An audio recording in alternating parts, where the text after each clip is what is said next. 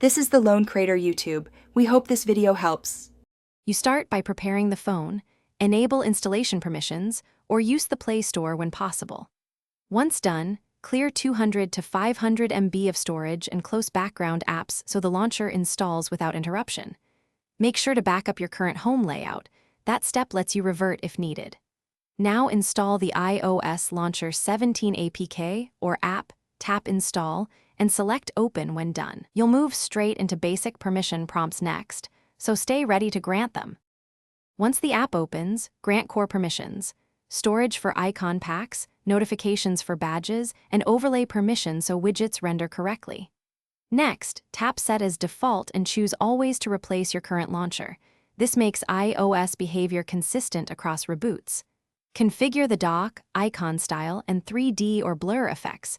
You can also map gestures for home and back.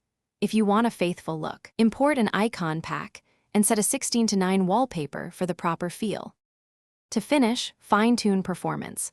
Lower animations and disable heavy effects to save battery and reduce lag. Test gestures, notification dots, and widgets. Try a reboot to confirm settings persist. If something breaks, clear the launcher cache and data first. If that fails, reinstall the APK or switch back to your previous launcher, then reapply settings. Make sure permissions are still granted. Overlay and notification access are the usual culprits, so you can enjoy a stable iOS Launcher 17 experience on Android. Thanks for watching.